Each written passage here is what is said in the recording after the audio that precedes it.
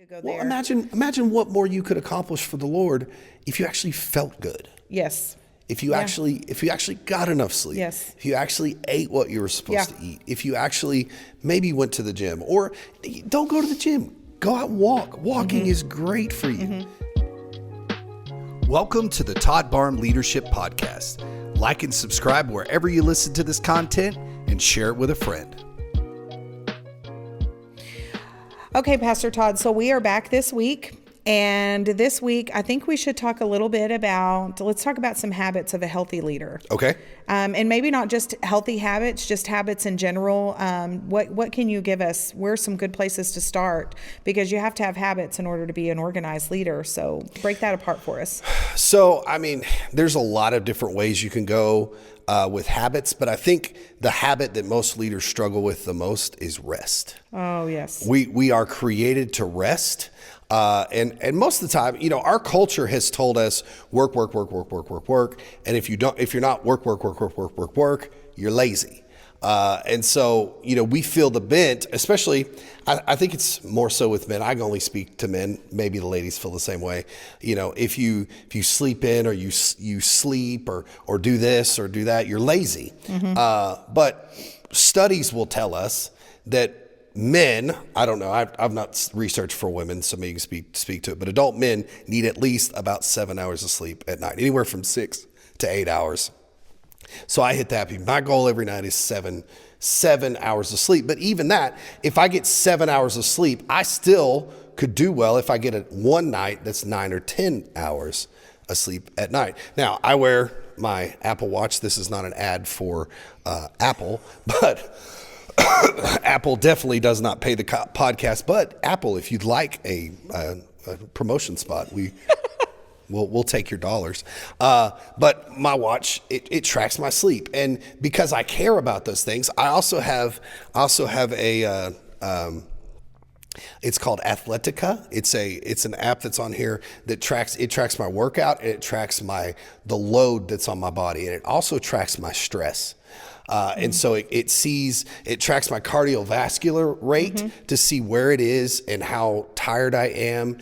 So like right now, if I look at it, it says that I am in my target zone of exertion, but my recovery is only at 38%, meaning I'm tired, or if I don't get a good night's rest tonight, it's not going to be as beneficial for me to work out as hard tomorrow. And so those are things that I pay attention to. And let me tell you, you would think that on Sundays that I don't work out on Sundays. Some people are crazy, and they do work out on Sundays, but there is times that my load on my body is so much that it's almost the same as a workout. Yes, I can. Sunday, I absolutely checks that box. Yeah. And so I pay attention to those things. Maybe you don't. They make other stuff like, I'm also the chaplain for the Railroaders, the baseball players that I work with. A lot of them like the Whoop because they can wear it underneath tape. And they let them wear that. And so the Whoop gives you a little bit more, but all it is just a device. There's no screen, there's no nothing. Right. And so that's all you get. So me as a leader, I pay attention to those things, but if you pay attention to nothing more, pay attention to how much sleep you're getting, because if you don't sleep, you don't get the recovery. Your cortisol levels are through the roof. And I think we've talked about it a little bit before. Yeah. Cortisol levels raises your stress rates. And if your stress rates are high, then all of a sudden you're not necessarily a fun person to be around. And not even just that, like you don't even have the cognitive function to complete tasks, be organized, remember deadlines, what are you carrying over from day to day, just your load, or even having to me, as a mom of 4 kids, you talk about women, I would imagine most women run on an average of 4.5 to 6.5 hours of sleep at night. That's just me being in women's ministry and talking to women. And, we talk about stuff like that because we're so exhausted. Sure. But we now have so many tools to track our sleep. And I think a lot of people don't understand how important it is to know how much sleep you're getting, but also the quality of sleep you're getting, because it can identify things like sleep apnea, or if you've got something going on with your blood sugar, being in the over 40 crowd, those things start to matter now. But if getting enough sleep is important, what is it going to affect? when we are into the habit of tracking our sleep and monitoring our sleep, what are some things that it's going to affect negatively if we're not? So it affects your health. Your cardiovascular rates go down. You're at a higher risk of heart attack. And then honestly, really, you just don't feel good. Yeah. And it's really hard. Our ministry is hard enough. Being a leader is hard enough that if you don't have enough sleep, you're making an already difficult job even harder. And I think sometimes we just think that, we can just get through it. And we almost put it as a badge of honor that we can sleep 4 hours a night. Yes. And still, but that's not the young people's badge of honor that they only slept 2 hours and they're having such a productive day. Well, but that's not but they're not. Yeah, it's not working for you in the long run. So my goal is once a week, and I know everybody that's a hyper functioning type A person is going to look down on me for this, but I try to sleep in at least once a week. Now, I'm very appreciative of my wife. That turns out to be Fridays. So what that means for my wife is that day she has to handle everybody going to school, and everybody she has to handle. And we have 4 kids, and so that's 3 different schools that we have to drop off at. And so Friday she does her best to keep them as quiet as she can, and let that be my day that I rest and that I sleep in, because she's a stay-at-home mom. So there's times that she gets to rest and she gets to nap that I don't get the opportunities to do that. So it's a give and take for us. But I try to at least do that one time a week. Now, on a slow week, I can do it Friday and Saturday, sleep in both. But in church ministry, Saturdays are not always, once a month we have men's breakfast. We have your women's conference coming up on a Saturday, or the building's rented out on a Saturday and I got to be up here, or I got to go to somebody's birthday party on a Saturday. So Friday has just become that I don't really, and I'm very hesitant to ever give it up. I'm not saying that I don't give it up. But I try hard to at least rest on a Friday. And I have my alerts. When I go to sleep, my alerts are on sleep. And so the only people that can wake me up are my family. Or unless you call me back to back, then it'll wake me up. So, but please don't do that unless you're dying. So since you touched on your Friday, I think that brings us right into something that I think is so important. And you sort of set it up for us is our Sabbath. Yeah. Regardless if you're in ministry or not, it is so important to have one. I want you to tell us why, but I also want you to share some routines that you and Pastor Crystal have set up on your Friday, because having those routines has kind of helped carve out your day. The staff, we're aware of what your Friday looks like, so we're more mindful not to bother you, but you've put some habits and some routines into place on your Fridays, on your Sabbath, to help you stick to it. So I am an extrovert. So that means that I don't get charged up by myself. And so my wife will sub from time to time, but I've kind of just asked her, because I don't tell her what she's going to do, because as you know, that doesn't work out well all the time. Yeah. I have asked her that if she would not sub on Fridays and spend her Fridays with me, because 2 things: if she's subbing, then I have to take kids to school, right? And then I can't rest, because my problem is once I'm awake. Right. I can't go back to sleep, right? And that's awful. And it was really bad when the kids were little, and I'd have to get up and help feed them in the middle of the night. Sometimes it'd take me 2 or 3 hours to go back to sleep at 1 o'clock in the morning. So I've asked her to stay home with me. And so a lot of times she will go take the kids to school, and then she'll come back down and lay down with me. And then we will wake up when we wake up. And a lot of times we don't have any kids, so we'll go to a brunch, we'll chill, we'll go do some things that we want to do. Now, I'm not saying that there's not a time that we don't come up to the church and do things, but there's not anybody here on Friday. Yeah. So there's really no pressure once we come in. We're doing what we want to do. And I think people get real rigid with the Sabbath, that the Sabbath has to be a Sabbath day. And sometimes I look at my Sabbath in segments. Sometimes my Friday morning is Sabbath, but Friday is taken up. but I could, if I get a Friday morning and a Saturday night as a Sabbath, I've really put a day together. I think sometimes we're real stringent, and yes, I'm a theologian and the Sabbath day, but Jesus tells us that the Sabbath is for us. Yes. And so if I take a morning and then I don't get a Saturday morning, I'll try to take the Saturday night. And, obviously you make it a priority. Yeah, it's a priority. But what we have found too is we have to have time away. Mm-hmm. And intentional time away is important. Now, early on in our ministry, we would just go down the street. We're a part of the Assemblies of God, and our district is very very generous. And credentialed ministers get 5 days a year out at our campground. When we were young and we were super poor, that's what we do. But what we'd find is we weren't far enough away that if there was a problem, we wouldn't try to handle it. Because that's only 45 minutes from here. Mm-hmm. And so really, if somebody ends up in the hospital, we're really Lakeview's not far from within a driving distance. Yeah. And so we have found that we have to go at least a state away, but we get our best rest when we're a country away. Now, I know that's not feasible for everybody. That's why you will find my wife loves cruises. My wife doesn't love cruises because of cruises. My wife loves cruises because I'm very hard to get a hold of on a cruise. That's why she likes cruises. And so when we're away on a cruise, yes, most of the time for emergencies, I do have the Wi-Fi package on my phone most of the time. Sometimes there's been some trips I haven't done it. And then we do get cell service when we hit a port, but really it's easier for us all to be disconnected, and we really truly do rest when we are away. And some of our best rest has been on mission trips. Mission trips are, if you do a mission trip right, you're supposed to be working, and you can work and rest. You've got to do, and I think what we forget is, you have to do things that fulfill you. Yeah.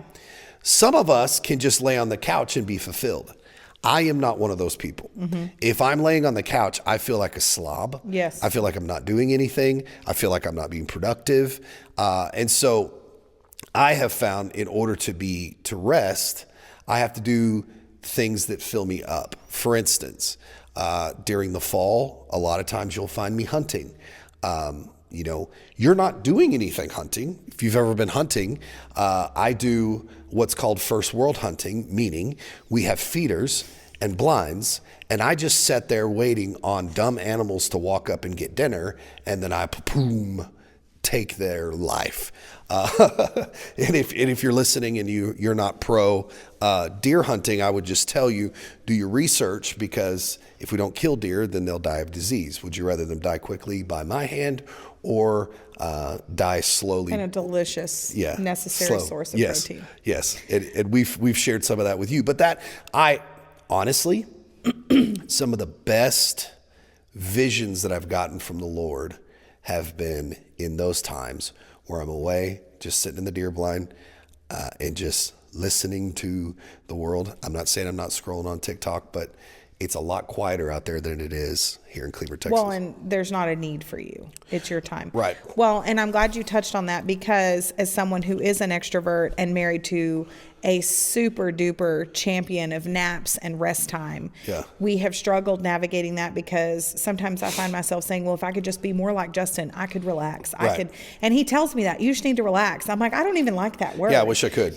But when I relax the way that he does, I'm not filled. It actually drains me. It consumes more energy. I could run a marathon and have more energy than if I laid around on a Saturday, or sleeping in. That makes me very unproductive throughout the day. And being at home with toddlers, definitely, it doesn't drain you. You'd think that not working.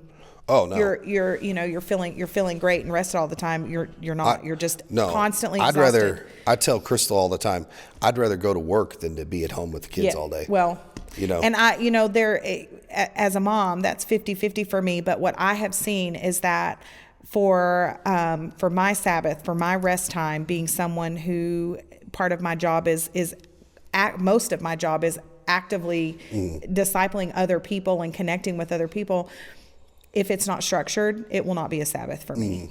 It will drain me. It will not recharge me. Yeah. I will procrastinate and I will put things off trying to rest, and I'm not. It's just absolutely backwards. Whereas, but anything takes a plan. Your budgeting, everything takes a plan. Well, and so what I feel you'll like find, the Sabbath that's one of them. Yeah. Well, and you mentioned it. What you find is most everybody is married to the opposite of themselves, because we're attracted to, God just made it in us that we're attracted to what we don't have, and that's good because most of the time, Crystal balances me as Justin balances you. It's something that we need, but you have to find a happy medium because I'm the same way. Crystal is You have to intentionally seek it out. Crystal is a wake up and wherever the wind takes her kind of girl, and that stresses me out. Yeah, that brings a well of anxiety to me. So like when we travel with the Barham family, my side, we took a family cruise this last summer. Thankfully, my dad blessed us with that. Thanks, Dad. If you're looking for Christmas ideas, that was a great one. And Mom listens, so I'm planting the seeds for next year. No pressure, Marianne. Dad doesn't listen, but Mom listens. And so, but every day was planned. This port we're doing a family thing. This port, each family's on their own. This night we're meeting for dinner. And then Crystal's family, when we're on vacation, we all go to bed at separate times. We wake up in the morning, we have breakfast. And then when breakfast is cleaned up, we sit around with our coffee and go, what do you want to do today? and then they go, I don't know, what do you want to do? And I come in and I have all these plans. And they're like, nah, I don't know. I said, well, I have a plan. You don't. So why don't we go with my plan? Well, I don't want to do that. And so, man, I've just had to learn, and Crystal and I have had to kind of meet the happy mediums that, there's days that we just, and that's kind of how our Sabbath is. We wake up when we wake up. That's Crystal. And then I always want to go do brunch. I like to go eat. It's not restful to have to heat up the kitchen and get all, it's not restful for me. And so we will go and do that. And then oftentimes our afternoon is usually we'll come back to the house. She'll take a nap, and then I'll, go stir crazy doing other things. But you just have to find what works because working every day is not going to help you. And oftentimes we fill our schedules with work because we feel lazy. But what research has found, if you'll take intentional time to rest, you will be more productive when you do actually rest. Well, it's like the elimination of hurry and a busy. We do a really good job of creating that narrative of how busy we are and how much we need to hurry. So, but to me, when you talk about sleep and you talk about having rest time, you already know what I think drives all of that is how we're taking care of our bodies. Sure, absolutely. And so what do you find is true for you in taking care of yourself? What are some things that are just crucial, non-negotiable things for you to take care of yourself to have a healthy body just in general? Well, I mean, I hesitate to say watch what you eat because some days. I was hoping you would say water. Yeah. We should lead with water or water intake. Yeah, I do drink a lot. I drink a lot of water. I probably drink as much Diet Dr. Pepper as I do water. He's lying.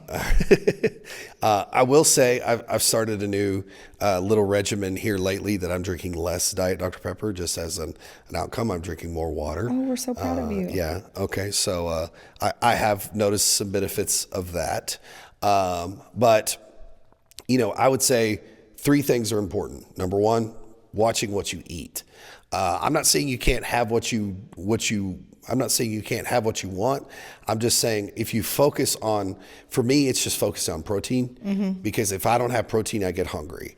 And so I've got to focus and make sure that my protein intake is where it is or I get hungry. And I know you're looking at me like, this guy's not a fitness guru. I'm never going to be a fitness guru. The genes are not there. There's no one in my family that has ever been a fitness guru, but I'm just taking care of my body the best that I can. I also go to the gym. I shoot for 4 days a week. Sometimes I only get there 3. If I miss, so I go Monday through Thursday when I'm in the office. If I miss one of my Monday through Thursday days, I will try to go on a Friday or Saturday to make up for that. We were just out for spring break, and so we were gone, but I did go to the gym Friday, Saturday, which it was either go to the gym none at all or make it Friday and Saturday. So Right. I made it Friday and Saturday. But something else that I have made a priority for myself, and most men don't, is going to the doctor. That's Taking good. the time and going to the doctor. My doctor now has me on treatments that requires me. I'm on hormone treatments because I'm getting older and my hormone levels are down a little bit. And so now I have to go once a quarter to get my levels checked, to get things checked. But I think we forget that everything that we do is driven by our health. And so if we don't go to the doctor, if we don't get our blood drawn, now listen, I hate needles. Okay.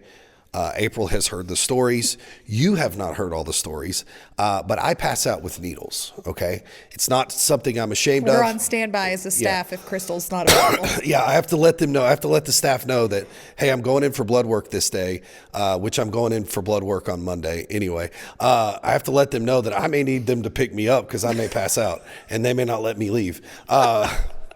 Because I don't know. It's a medical condition. Okay, it's called a vasovagal response, which means my blood pressure drops, and by default, my body just shuts down. So we're just going to hide around the doorways with needles. Yeah, pretty Jab much. at you. Pretty much. But it is induced by stress for Yeah. me. So my grandpa that is now deceased, he would pass out with different things, and so now it makes sense. Like he would get too hot and pass out, and so I'm worried that as I get older, it may be other things that cause me to pass out. I'm like the fainting goats. That'll be great. That won't be, I hope it's not like that. But I hate needles. I say this to say, I hate needles. I despise them. And now I have to get a shot one time a week. But it's for my But you health. have the best nurse, though. I do have I'm the sure best it's nurse. just And she's quick and painless. Yeah, she's so caring and compassionate. The other day I asked her to grab a Band-Aid because one time she stuck me and I bled through my pants. And I said, hey, do you mind grabbing a Band-Aid? She goes, you don't need a Band-Aid. I will do a good job. And I'm like, I'm finding there's some things that offend your nurses. Like she draws my shot with a big needle, then has to switch to the little needle to stick me. I'm deathly afraid that she's going to forget, because she is a forgetful person. If you've ever met my wife, I'm afraid she's going to forget and stick me with the big needle. Apparently it is a big no-no to the nurse in your life to ask if they've changed back to the other needle. So she's been highly offended by that. So I've stopped asking, and now she jokes with me. Oh, I forgot to change the needle. I'm like, you told me I can't joke about that, so I'm not joking about that.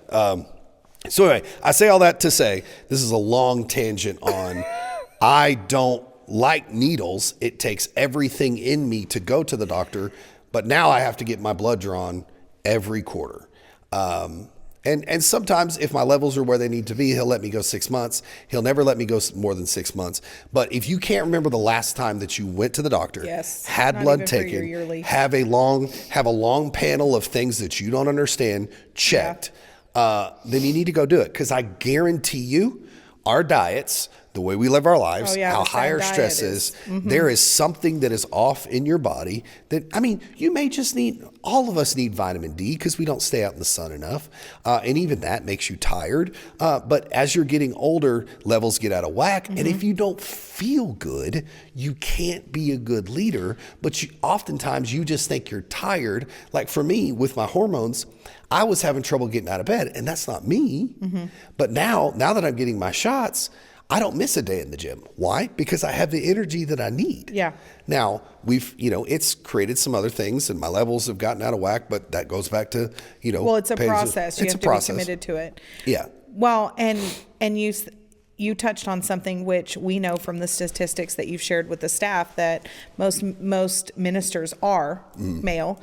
And so what I would point out, being married for close to 20 years, is that when you're not good, it trickles out in different ways than, say, a female would. It's kind of we kind of wear our feelings and everything on the front.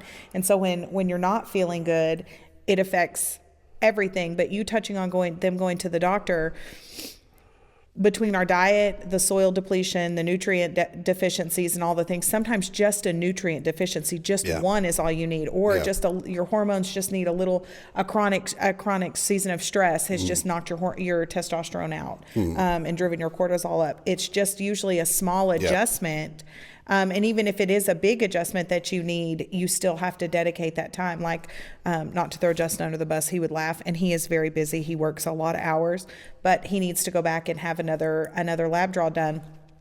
And he's justified. I can't go back because, and he really, it is justified. He is busy. Go to the doctor, Justin. Yeah, go back to the doctor. He has to go out of his way to do that. And men being the providers, ministry or not, there's not a lot of time for that. Well, it will affect your productivity during the day. Right, but think about it this way. Missing 2 hours out of the day is a lot easier than missing 3 weeks because you had a heart attack. Or worse. Yeah, or worse. Yeah. Or not being able to provide for your family because suddenly you're debilitated because you let something go too long. And that's the way I think about it. You have to think about this as a marathon. I want to be in ministry. I want to be so healthy that somebody comes to me and said, Todd, you're 80. You should probably pass the baton off to somebody else. I'm still able to preach multiple services. I'm still able to be in the worship team. I want to be that healthy. Yeah. That is my goal. And the only way you do that is by paying attention to it when you're 40. If you don't start paying attention to it until you're 80, it's going to be too late. But you've got to pay attention to these things. You've got to get enough rest. You got to go to the doctor. And back to, April alluded to it, I am taking testosterone, but I found that I had a very depressive mood. It was easy for me. I would describe it to my wife as I would get into seasons of fog where I had a fog, and I feel like no matter what I could do, it wouldn't lift from me because I just felt depressed. But now that I'm on my shots, I'm finding that a low level of testosterone leads to higher rates in depression in men. They say men, and I've done my research, they say men have a higher rate of suicide than women, but I think it's because their testosterone's so low, they're so depressed, they don't know what to do. It's one piece of the puzzle is missing. It's sometimes it really is an easy fix. Yeah, and and it's not like it's not like I had any of the embarrassing side effects that comes with that. It is what it is. But for me, it was I couldn't always pull myself out of bed in the morning. I was very easily depressed. And those two things in ministry are hard. When you're Chicken Little and the sky is always falling, it's very hard to be optimistic as a minister, as a leader. But that's it could just be as simple as, for you may not need injections like me. You may just need a multivitamin that you got to take every morning, or you may need a supplement that you need to take every day, or heck, your blood pressure may be out of whack and you need to eat a little bit less chicken fried steak. I need a little bit more sirloin. You don't have to cut out steak. Just eat not fried, fatty ribeyes. Yeah, you'll dig into this and realize that there's a lot of delicious things that you don't have to cut out. Right. Yeah. Well, to be a healthy you. What I tell people is the foods that you need to eat are the ones that God created. The foods that God created us to eat are usually the ones that are best for us. The ones that we make. And if you're listening and not watching, I'm pointing to April and I. The ones that we make, like the Oreos and the Doritos. I love Cool Ranch Doritos, but they have. I know this is hard for anyone to hear. Doritos have no nutritional value to you, other than to spike your blood sugar and make you feel like you're full, and then 30 minutes later you're ready to eat an entire cow because you're just hungry. Yeah. And you've just got to learn. And what I can eat to make me feel good is going to be different than what works for April. And it's going to be different than works for you. You've got to find what works for you, but you got to do something other than just be miserable. And I think sometimes, especially in America, we're just fine with being miserable. And comfortable. And we're miserable, but we're comfortable. Yeah. But why? That can be a whole. But I'm miserable, but I'm comfortable. So why should I do anything about it? But just imagine acceptance of this is just how life is, which don't even get me started on how you rob yourself of the joy that the Lord intends for you to have. So we could go there. Well, imagine what more you could accomplish for the Lord if you actually felt good. Yes. if you actually got enough sleep, Yes. if you actually ate what you were supposed to eat, if you actually maybe went to the gym, or don't go to the gym, go out and walk. Walking is great for you. I did a study recently. I switched up my cardio. I was doing the Stairmaster and the rower, and I read a report that says there is no cardio that's better for you than walking. Yes. And it's like, well, I mean, duh. God created us to walk, and now we don't walk because we're stuck behind our computers all day. Well, but when you're on a walk, you're outside, you're in nature, you have the fresh air and the sounds of nature and all the things. It's definitely going to hit different. And I walk on the treadmill while I watch Dexter, which that's not a pastor-approved show. It is not. It's not a pastor. So I'm not suggesting that you watch Dexter. I mean, but Skylar told us about Vikings. Yeah, but if you do watch Dexter, it's great because it occupies my mind while I'm walking. I don't, while I'm slowly dying on the treadmill, I can focus on special form of ADHD. I could just have a whole movie playing on my own. Walking on the treadmill. So you've given us a lot of good information. Leave us with this. Give us a couple of resources. If we are in that season of the fog that just won't lift and we're just not feeling good, we're not our best self, or we don't even know where to start, but we know that we are just not thriving every day. Give us some resources that have helped you. Is it books? Is it podcasts? Is it just an app? What is it that is most effective for you to maintain the best version of yourself? Well, I mean, if you don't do anything that I've suggested, just simply start by just going to the doctor. And just seeing where you are. That's a great place to start. There's a lot of great books out there for your health. The problem is the health industry is so misleading. Just know if it's a quick fix, there is no quick fixes. Yeah. Your health is always a long-term solution. So if somebody's saying, hey, I got this miracle thing that's going to make you better, they don't. Right. Because they're not Jesus. Yes. Jesus gave you the thing. It's eat lean proteins and vegetables. And you're like, that doesn't sound like any fun. Well, sorry. Sometimes it's not. Yeah. You just have to be a grown-up to do it. It is. Yeah. And that's not to say, my wife's birthday was this week. I try to limit myself to one dessert a week. And I broke that this week because it's my wife's birthday. I mean, I didn't want, my wife offers me a bite of her birthday cake when I'm going to say, no, I'm fasting sugar right now. You don't have to be that. You don't have to be that butthole. I mean, we have those buttholes in our life. You just said your mom listens. Huh? My mom listens. Sorry, Mom. I said butthole. I did not approve that. Yeah. But we all have those people that listen, like, I'm on the keto diet, or I'm this, or it's like, which actually sets them up for failure. Yeah, it's like, so shut up. Nobody cares. Just be healthy, and that's all you have to do. And for me, I've always said something is great for your health is a counselor. Even while I was depressed, I was on counseling. Even now that my hormone levels are where they're supposed to be, I and still am in counseling. I was supposed to have a counseling session today. I had to move it around because our podcasting schedule, but I'm going to see my counselor tomorrow morning at 9 a.m. sharp, and we'll talk about he just asked me the question, are you okay? How things are going. And if you don't have somebody in your life that does that, you don't have to pay for them to do that. Maybe you have somebody in your life that can do that. I like this guy because I can talk all the mess about all the people, and he lives in Kentucky and he's not going to tell anybody. So I'm not worried about telling him anything.